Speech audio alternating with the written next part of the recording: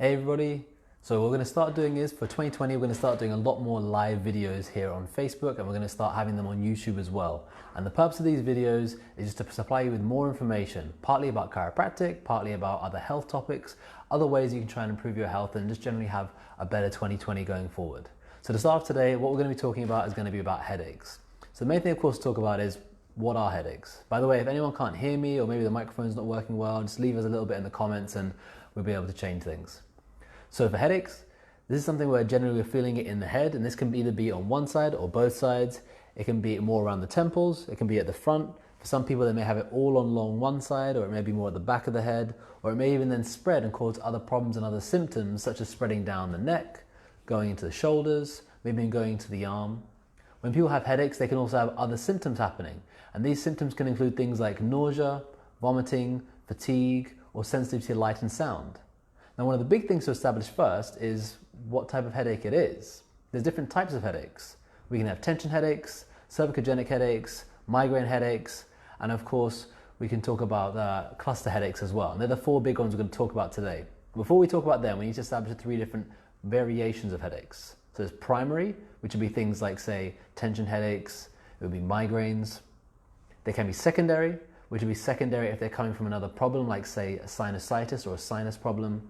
And then there can be other. And this is where it's more of a symptom that started because of another bigger condition. Say if somebody has something quite serious, maybe such as a growth in the brain or an effect on their nervous system. Now, the first ones we're going to talk about today, as I talked about, those main big four. So we have tension headaches, which is the most common. Tension headaches are generally felt more around both sides. They could be around the front of the head as well. For these, thank you Ashley. For these headaches, they're generally felt again on both sides, and they can be caused by a tension in the nerves, or it can also be triggered by there being tension in the muscles as well. The other thing that can happen is there can be cervicogenic headaches. Cervicogenic headaches are generally more on one side, and they look very similar to migraines, which I'll explain in a second. And for the cervicogenic headache, they're usually arising by some sort of nerve problem. So the triggers for this would be, say, turning the head in certain directions, moving in certain ways, and usually it's been started by some sort of physical injury, to especially the neck or other parts of the nerve system up in the neck or in the head. The other one, again, another common one which a lot of people suffer with is migraines. Now migraines, in terms of the pain in the head itself, is actually quite similar to what we can see happening with cervicogenic headaches. It's usually on this one side, it's usually triggered by certain things. However, the triggers are a bit different. That's one way that you can differentiate between the two. Cervicogenic, as I mentioned, that's caused more by, say, movements of the head, movements of the neck, any injuries or accidents or falls in the past. Whereas migraines are usually triggered on a more simple or more almost internal level by other triggers such as hormonal changes, weather changes, if there's been changes in diet, certain food that may cause it as well, such as if there is, say wine, cheese, depending on the person, because everyone has their own different triggers. Now for both of them, overall, they can be affected and caused by some sort of nerve problem, but for the triggers as we go forward, the difference, especially between cervicogenic and through migraines, would be the migraines are affected more by things like chemicals, and cervicogenic it's more by movements. Now the other one I want to talk about today is a bit more rare, but it's a very, very serious condition. People have it, and it's what we call cluster headaches. Cluster headaches are excruciatingly painful. A lot of people that have this kind of condition, they can't work, they can't socialize, they can't spend any time with their loved ones because the pain is like, well, as one person described to me for, like someone being stabbed in the face at all points within the day. It goes in clusters, so literally it would be, when they have it, it's for sometimes minutes at a time, but it'll happen every hour or so, and it could happen for days at a time, and then they may go, say, a month, 2 months, 6 months, a year without it happening. But when it comes back, it's completely incapacitating. That's the main symptom you get with that. Now, I did talk before about there being things like nausea and vomiting and some disturbances. That's something you mainly see with migraines because it has such a big effect on the nerve system.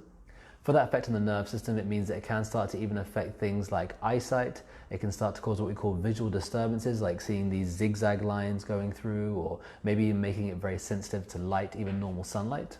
There can also be sensitivity to sound, to smell as well. So when someone has a migraine, if anyone knows anyone has, it can be quite debilitating. It really set people out, so they won't be able to do anything for the rest of the day. Now for these conditions, generally, not just for one particular type of headache, but kind of for all of them, the main thing is medication.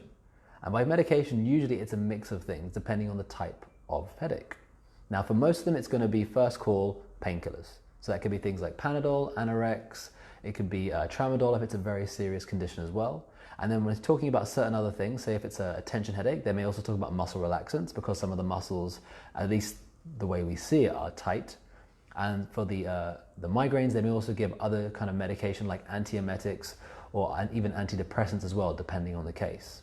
Now for all of these, to be honest, the medication, it's great in the short term, but it may not ever really give a long-term fix, because if there is a problem, say more in the muscle or there's a problem in the nerve system, then it's going to keep coming back unless that problem is corrected.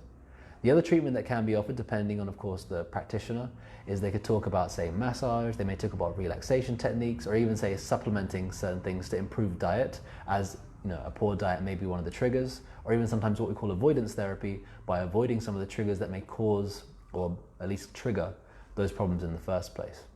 Again, for some of these, they can be very, very useful, but for certain cases, it may not be the full picture of exactly what is needed. Depending on some people, they may even do exercise, they may have meditation and lots of other techniques to try and manage them, and if it works, that's fantastic, but we do see a lot of cases where unfortunately it doesn't. So of course here at Vitality Chiropractic, we're specialists when it comes to headaches, migraines, vertigo and other neurological problems. But headaches and migraines is something we see on a very regular basis, with at least half our patients having that kind of problem. We have great results with this. I mean, chiropractic in general, if you read the research, has 90% plus results. However, for ourselves, we get probably higher than that for our average patient base as well. The way that we do this is that we do an accurate analysis, so we find out exactly what's going on with the body. We do a full consultation, which takes around 1 hour, doing physical tests, nerve scans, and then usually we would send for x-rays as well, so we can see exactly what's going on, assess condition, and also assess what kind of treatment is needed for any particular person. Then the next time somebody comes in, that's where we present everything that's going on, and we'd have a plan to make sure that we're really handling these headaches or these migraines, and making sure that as we go forward into the future, we're also going to be establishing how we can prevent them from happening into the future too. So if anyone has any questions, feel free to put them into the comments or maybe send us a message, and we'll be happy to get back to you. Otherwise, look out for next week. We're going to be going through a bit of a different topic. So we're going to try and change things very slightly every week, so that overall throughout the month we're getting a full cycle. But next week we're going to be going through some fairly commonly asked questions that people have about chiropractic. Again, if you have any questions, let us know. Otherwise, I'll see you next week.